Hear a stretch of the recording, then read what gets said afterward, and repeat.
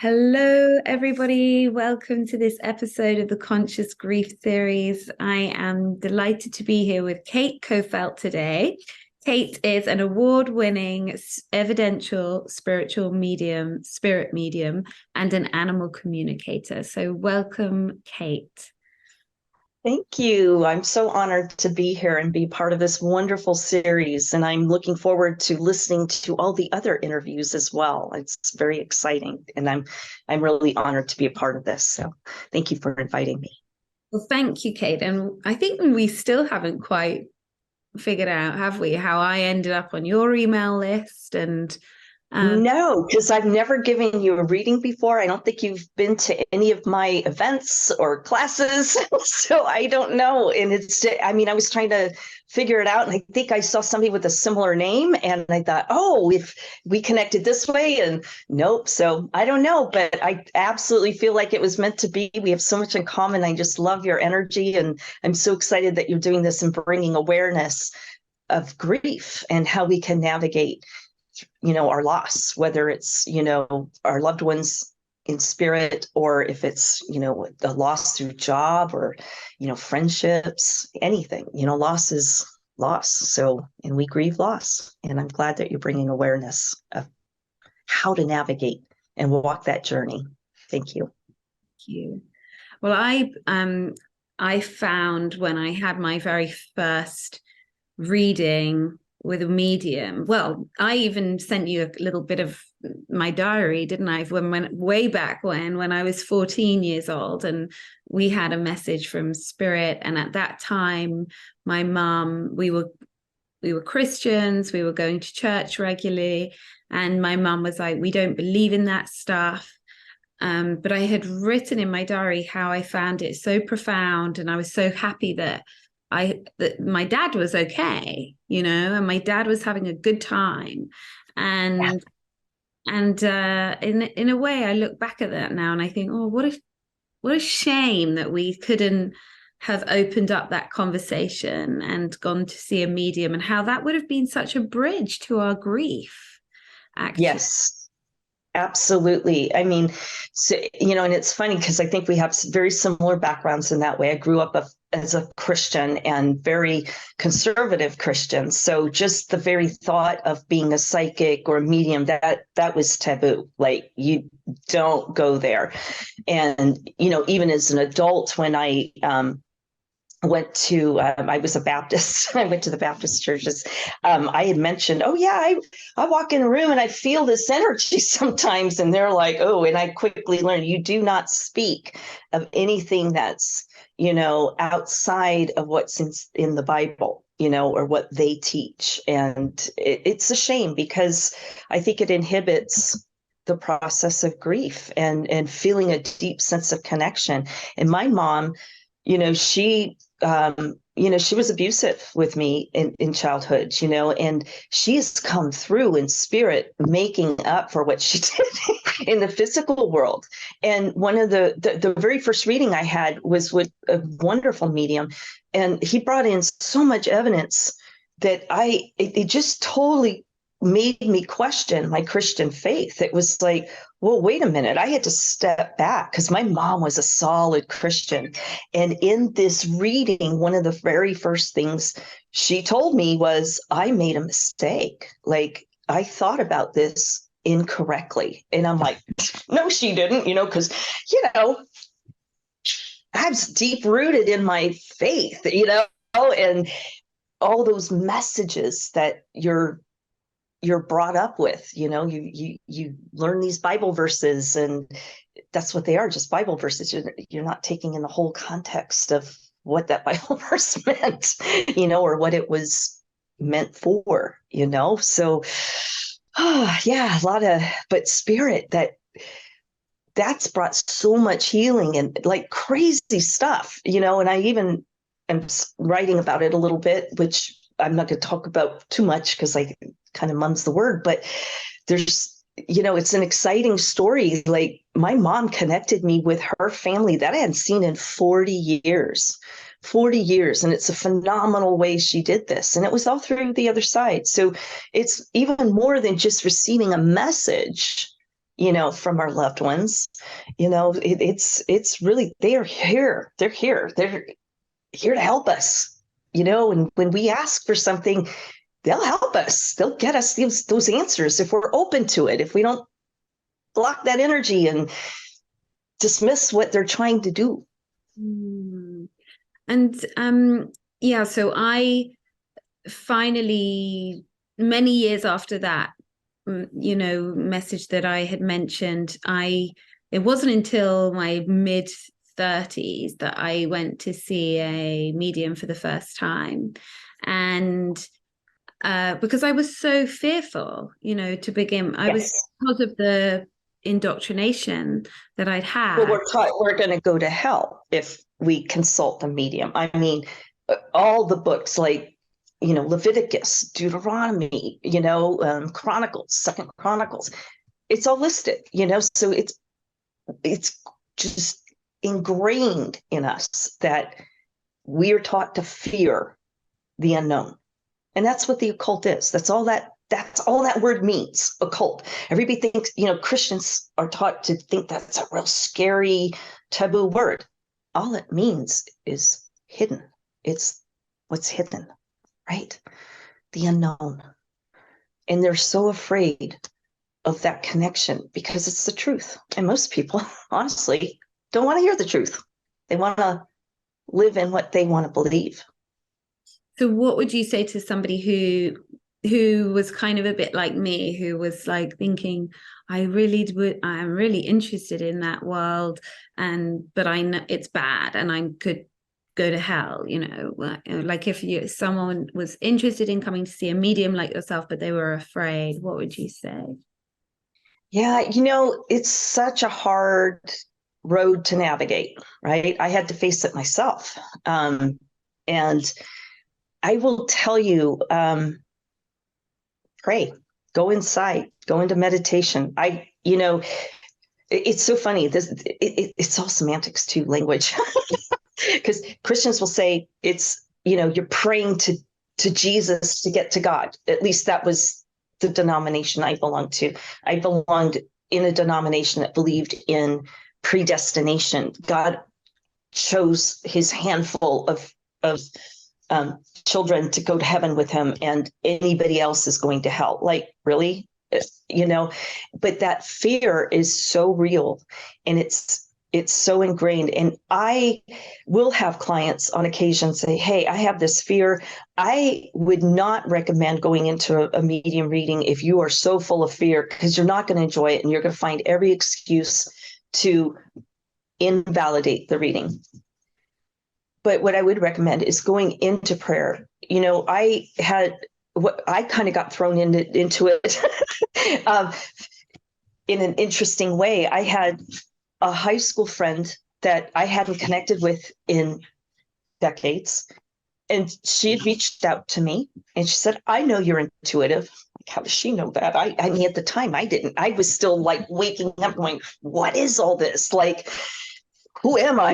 And because, when you're growing up as a Christian, especially in an abusive home, you're listening to all these verses that indoctrinate fear. And that's what you're used to. And that's your reality.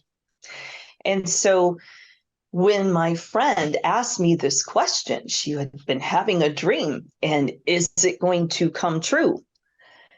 I know, today I would never answer the question she had asked.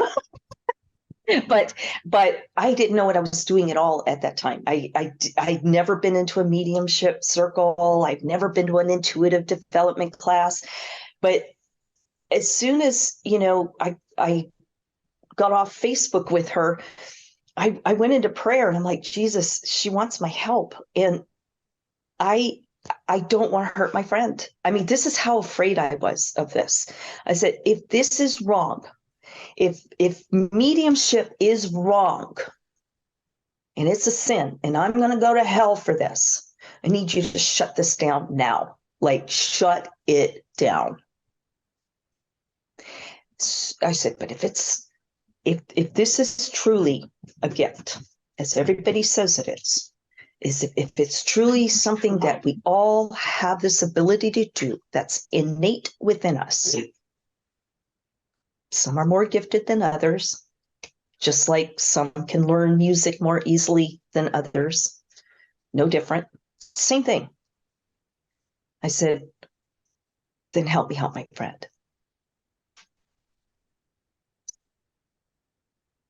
I always cry about this because this was my very first reading that I gave. And I didn't know that she had a son that had passed. And I immediately felt a little boy near me. And I just started getting all these visions and impressions. And I started writing everything down, but they were bits and pieces, almost like listening to the radio and you tune in, and you're listening and you're like, oh God, there's that song, because you heard a note or you heard a word of that song. And so I just started writing everything down.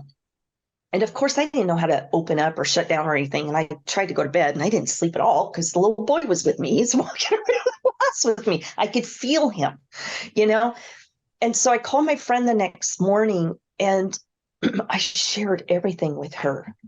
And everything was 100% accurate. I mean, everything. And I would share the stories with you, but I don't want to go into her. I want to protect her identity. But some of the simplest things, like a fire truck at Christmas. Okay, that seems very random and general. And most people, when they go into a medium reading, they're like, oh, that's so general. But for her, it was related to the chief of the fire department driving a fire truck around at Christmas with Santa on the fire truck, going to the homes of terminally ill children so they can enjoy their last Christmas. Holy cow. Right? And what that taught me in that moment was, this is real. And I need to start unraveling my past and getting to the truth. And for that to be 100% accurate, it blew me away. It was like, wow. And honestly, I still kept looking. It was around the time that I'd lost my corporate job. I've been a corporate girl for 40 years and I was supposed to get promoted and, but most people in this office lost their job because they were tied to somebody else. And you know how corporate reorgs can go, they can get nasty. But I was looking for another job. I had an intention to go into another corporate job, not go into this work. But that was like a turning point for me. And, I just started doing readings from there, and I got into an intuitive development class and a couple of circles and started, I went into therapy very heavily, just to unpack the abusive childhood I survived, growing up in an alcoholic home. And what I've come to realize in some cases with Christianity, it really it mirrors a narcissistic relationship that I had with my dad. It mirrored it, and there's so many contradictions. And becoming a medium has actually healed my spirit more than I can say, because I'm really seeing the evidence of how connected we are. As we mentioned that I'm an animal communicator, I have such a strong animal communication connection. I really, since I was a little girl, like our family would go camping and all the ducks would follow me or the squirrels would follow me, people would say, that horse never goes up to people. I've never seen that horse do that, or that dog has never acted like that with another person. They helped me survive my childhood. I have a very sweet story of a horse. And my horse really, I only had him for 3 months, but he really truly taught me how love heals. Mm-hmm. And unfortunately, when you're growing up with such fear around what's unknown, it blocks love, and love is what heals. Yeah. Mhm. The support of our loved ones in spirit is what heals. So if somebody is questioning, gosh, I really want to do this reading, but God, I'm so afraid, pray. One thing I was taught in my Christian faith is that Jesus isn't in control. And I asked him, right? Now I see things very differently, right? Doing this work. But I had to go there. I had to have that help. And look how my question was answered. Mm. Now, not everybody will have that profound moment, but they may start having a leaning toward exploring maybe tarot cards or looking for signs, angel signs, numbers, like repeating numbers. Explore that. Be open to it. It's not a sin to explore it. It's no different than reading a book about history or reading a book about science or art or math. You're learning something. You get to choose what to believe in. Mm-hmm. Yeah, that's so beautifully explained. Thank you, Cate. And I was thinking about, relating back again to that first reading and your friend's son who had passed, how, in the work that you do now and with other clients, how do you feel like having the connection through a reading helps people in their grief? If somebody comes into a reading open, spirit just has a way of bringing in the information you need. And it could be something as simple as, I remember I had my own reading and my aunt had come through, and to validate she was there, she's like, don't buy the car. The day before, I had thought about, should I sell the car and get a different one? I mean, that's simple, but that's how real they are in our lives. Just because they aren't in the physical form, that's how present they are with us, right? And I think when we're open to the experience, then we get messages like that to confirm that. I mean, how beautiful was that? That was so random. And I was like, oh my God, there's another connection. If you go into a reading with certain expectations, like, okay, I need to hear what I'm holding in my hand, or I need to hear a certain phrase that we used to communicate with, or I need to hear a specific detail, that'll kill the reading. In most cases, it will, because you're forcing the energy, right? You're not letting the energy flow. So it's almost like if you look at the hand and you're like, I mean, like, I'm not going to force you to say something like, Tara, go into detail about your child. I'm going to let you share your details with me if you feel comfortable with me, right? I'm not going to force you to prove it. Why would we do that with our loved ones in spirit? So if we go into a reading setting expectations like, okay, I have to hear this, or I have to hear that, you're not going to get that profound experience. You probably won't. But if you go in with, okay, I'm truly open, and you have to be open. And I'm guilty of this myself. There's so many times I've seen a medium and I want to hear from my dad, for certain reasons. I really do. He almost never comes through. And when he does, they're wrong. They're assuming. And I'm like, no, you don't have him, because I know,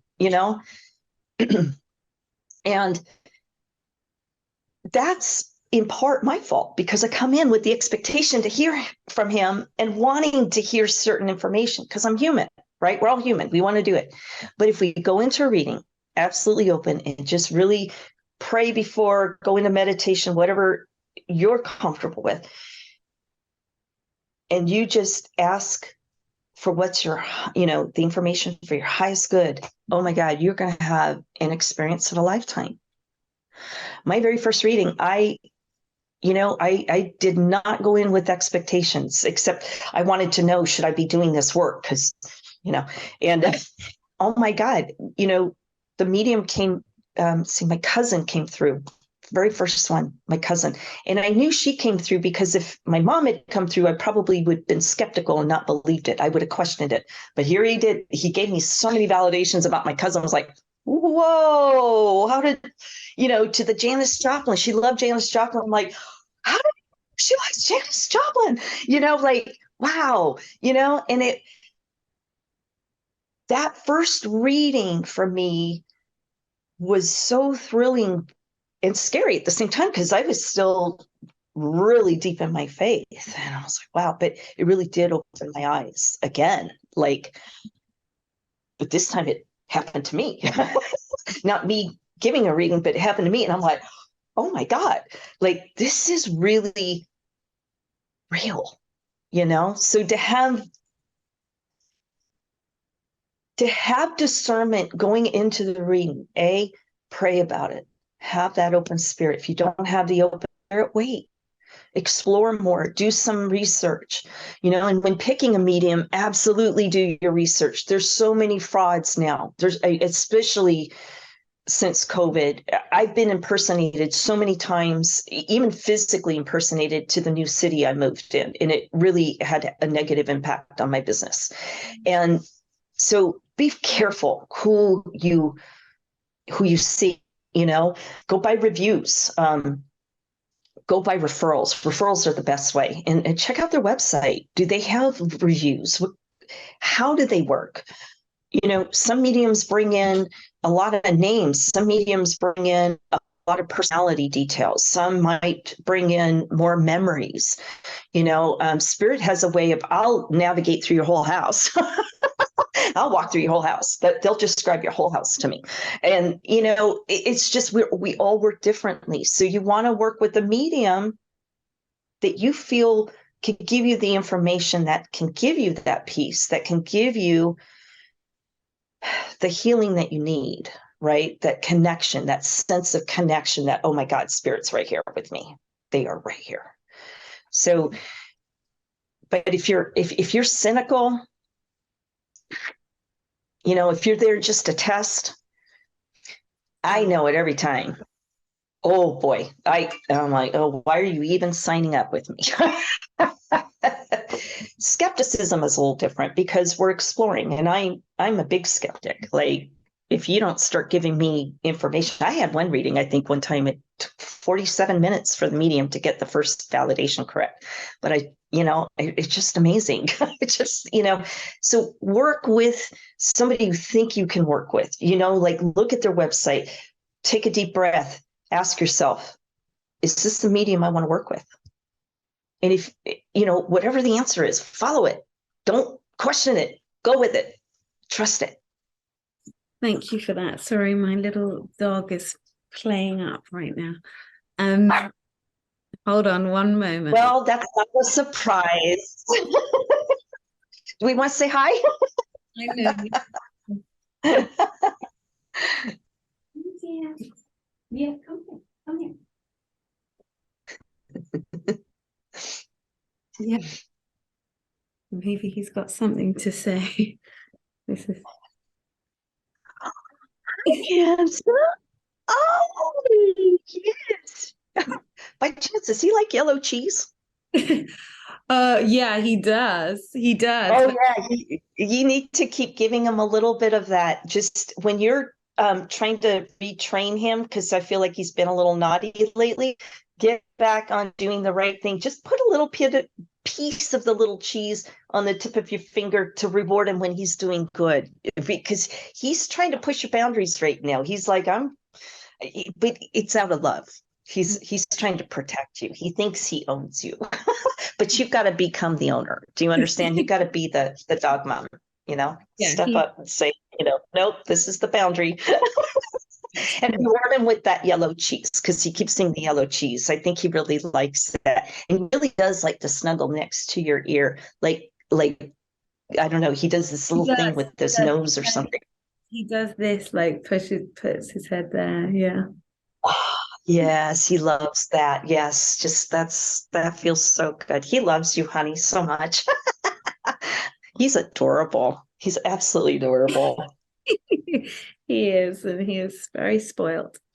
Um, yeah, Yes. I lost my train of thought, but yeah, I think that what you're sharing Yeah, I'm about, so sorry about that. Yeah, not at all, but about that feeling of yeah, I'm so sorry. I They pop images. Oh my gosh! This no. See, he's still talking. This is him. This is what he does. Silly little guy. He's really pushing boundaries with you. Oh, yes, honey. Okay, you know what? We need to go back to day one with training with him. Start training him. There's a little technique called the nose, the I call it in the nose to nose or chin to chin. Okay, so I take that cheese, like get him on a leash with a collar, have those cheese pieces ready to go, take him for a walk, put him on your left side. And as soon as you stop, he needs to put his butt down. Like you stop. And as soon as he does, you take this cheese and you put it by his nose or chin and you bring the cheese up to your eyes, right? So he stays down, right? So either when he's not sitting down or if he's already sat down, you still want to do it to reinforce it. And then you give him the cheese when he does it. Now, if he doesn't, then you kind of, jerk on the collar, not to hurt him, but to alert him. And you do this crazy noise. Are you ready? It's probably going to wake my dog up, but you go, they hate that noise. I mean, it's loud, it's obnoxious, and you do it the same time you yank. So they get the connection of that noise being a no, like that's bad behavior. You've got to listen. So eventually you don't have this. Eventually you just go through the house and go, when he pushes your boundaries and he'll know, oh, I got to stop. Do you understand? But when he does good, keep rewarding him. Right. And then eventually you won't even need to do that. Makes sense? But yeah, I really do feel like he's trying to push your boundaries. He's really pushing them. So yeah, let's get him back in line. Oh, Kenny, you're dominating the interview and dominating me. See Um, how we're doing that? Yes, I love that. Not a um, mistake.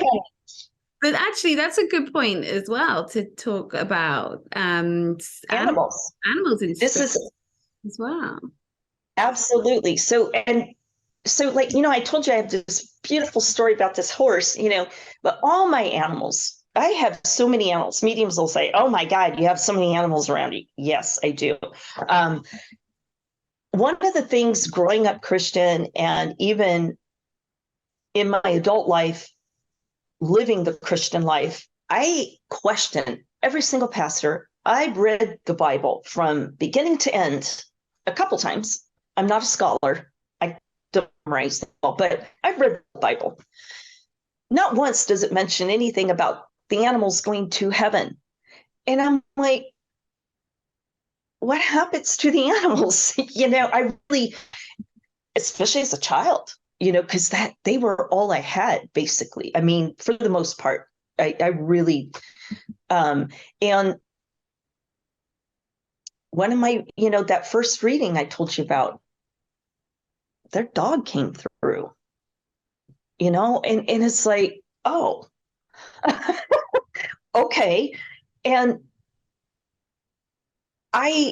it's just so easy they give me so many validations. Like they pop through in readings all the time. I'll have the full intention of doing a regular event where it's just connecting with, your loved ones in human form, but I inevitably the animals come through all the time. I mean, there's times where that'll be my very first reading. It'll, might be a horse or a dog that stepped through. I've had bunny rabbits. Bunny rabbits love me. I've had elk. I've had, tigers, and I had a giraffe once. So, it's just, they're in spirit too, and it depends. Like some mediums feel like, oh, I can never connect with animals. Well, it depends on how you view them, right? Some people really do view animals as helpers or tools or a piece of property, right? They're soul to me. And doing Reiki and becoming a Reiki master validated that everything. I had come to learn through my readings, validated all of that. And they're up there with the same energy of the archangels. And I work with 7 archangels on a regular basis, so they're in that angelic energy form, and they're so pure, and if you view your pet or animals as another living soul with feelings, as sentient beings, you can connect with them just as easy as the humans.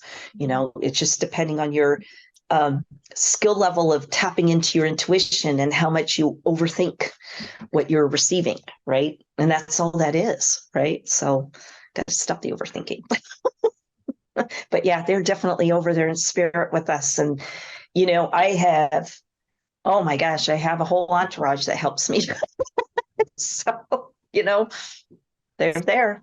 If people wanted to come to you specifically for a reading for an animal that has passed over to the other side, they could do that? They can, yeah. So I don't guarantee who I connect with, but I almost always do. For me, what I do, my process, I do ask for a picture of the pet only because I find with the pets, they'll show up, but a lot of times they'll let the humans talk because, again, they're about unconditional love. They're our teachers. I love animals over humans, to be honest with you. I just feel safer with them. They are all about unconditional love. So when I ask for a picture, it's really because they tend to step aside to let the humans talk. And I really kind of want to sometimes hang on to that connection. Most of the time I do, just like your dog. I mean, it's not uncommon to be in a reading and then the pets literally come into the room. They'll open up the door and come into the room, and they're like, hey, I'm here. But, and this is the other thing with pets and spirit. And I want to, some humans, some of us don't understand how devastated, some people can be when they lose a pet. For some people, that pet is their soulmate. My Zoe is my soulmate. I will absolutely be devastated when she goes. I've had other soulmate pets, but not to the degree of her. She's really taught me some really incredible lessons. My other pets have too, and I have one that I'm specifically connected with, and then of course the horse. But some people dismiss that. They think, oh no, it can't compare to the grief of the loss of a mom or a sister or, my dad. Well, it absolutely can. It absolutely can. They are a soul and they are a living sentient being and they have feelings and they are teachers and we have soul contracts and they came into life in our lifetime for a purpose. And when we lose our pets, that grief can be just as overwhelming as anyone else's grief. So I always come in with that perspective, and not everyone does. Yeah, no, absolutely. And it's so, yes, as you say, some people, it's such a deep connection. And yeah. And I'm sorry, I got distracted because you asked how they could sign. So they could go to my website at mediumcate.com. I'm so sorry. I got so distracted because I'm like, oh my God. But I have an online scheduler.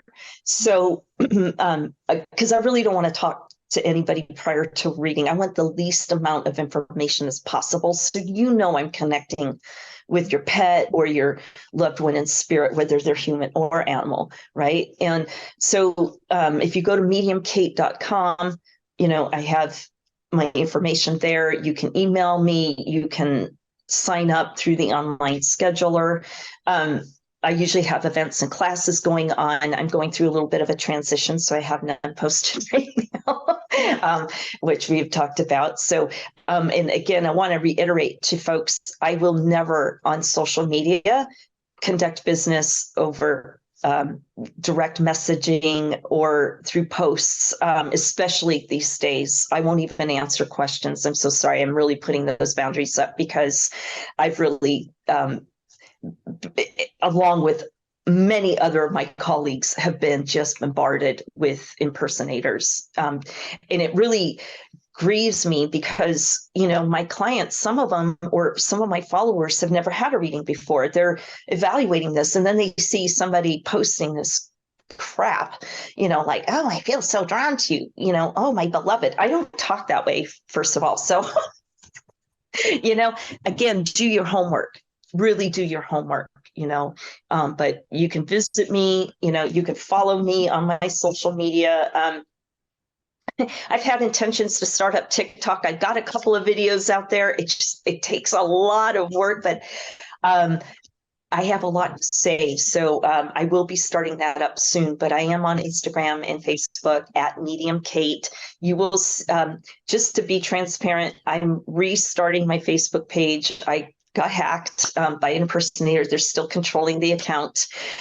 So I've started a new page. So if you guys follow me on that new page, that's where I'm at. That's where you'll see the most recent posts and ways to connect with me in the future. So yeah, and we'll have a link underneath this to your website so people can go there. And also, I forgot to ask you before we started what your free gift was. Oh, yes. You should have that information, but I'm offering 20% off of any 30 or, I changed it, 20 or 50-minute readings. I meant to say 20 or 50-minute readings. This is not including missing pet, because that's oh my God, that's a totally different type of reading that I do. Yeah, so 20% off any individual reading. And that's you sitting alone in the session individually. Don't bring a surprise partner, because we won't do the reading. I've had people do that. I've even had celebrities do that. Like they bring on an additional person, and you're like, did you not see that on the website? And it affects the energy. People don't understand, well, why can't you do that? But you're bringing in a new energy. And so now I'm having to navigate through their loved ones in spirit as well as yours. So this is, so little educational piece out there for those that don't know. But that's why you see maybe an additional fee charge, or, you see mediums being very specific about not having somebody with you during your reading, because it really, somebody who's sensitive, like I'm an empath, I'll pick up on everything, and I tend to bring in those individuals you don't even expect, like your brother's, uncle-in-law, the strangest connections. But again, if you're open, the most profound information can come through, and the most profound healing. Thank you, Cate. And I just want to ask one last question. It's what would your interpretation be of conscious grief? Oh my goodness, I love that question. That to me, conscious grief to me is literally navigating through your feelings of grief. When you're faced with loss, we instantly go through a journey that we did not want to join, did not want to walk. And this is one reason why mediums will suggest to wait 6 months to a year. It's not that your loved ones can't communicate. There are different, and just with that said, some communicators are better than others, but it's not that your loved ones in spirit can't communicate. It's usually your grief. That if you sign up too soon, you're still navigating through shock. You're still navigating through anger of what happened, regardless if you expected the passing or not.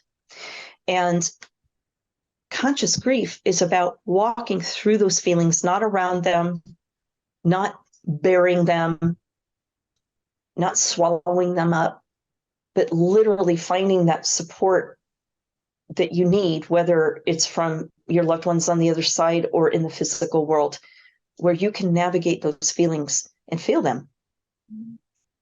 Go in deep, walk through them, Now, it doesn't mean you stay there, but the sooner we navigate and walk through some of the tougher feelings, the sooner we can feel that deep connection with their loved ones on the other side, because grief will impede that connection because we have to navigate it. It's such heavy energy, right?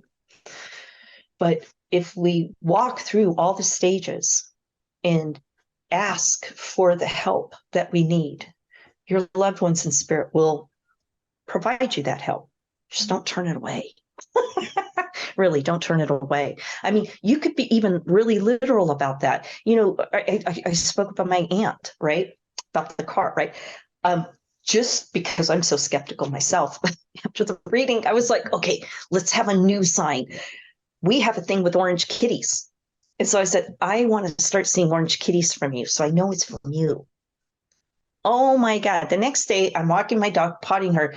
Orange cat walks right in front of us. I didn't think anything of it, because I'm, it's first thing in the morning. I'm not thinking, feeling, being present, and potting my dog. Later that afternoon, I see an orange kitty on Instagram, a picture of one, and I realized what I was like, oh, she was trying to connect with me. The orange kitty. And I ignored it that first time, just walked right by it. I mean, I was like, oh, the orange kitty. I'm not forgetting about that connection. And she reminded me, right? So, if you're open to that, those are those beautiful little moments that can help you through some of the stresses that we all are facing, in this complicated world, and our loved ones are only here to love and support us, and they'll do that. They'll help us if we ask. Oh, thank you, Cate. I think that's a perfect place for us to finish. So yeah, thank you so much for being here, and thank you everybody who's been watching. Don't miss out on Cate's very generous offer of 20% off individual readings. So do check out her website below. And thank you for inviting me.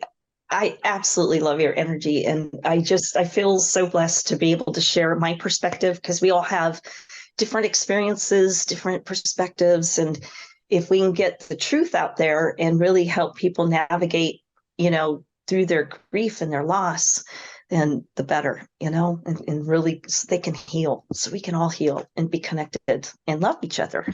So thank you for inviting me. You're so welcome. Thank you everybody for watching. Bye. Bye.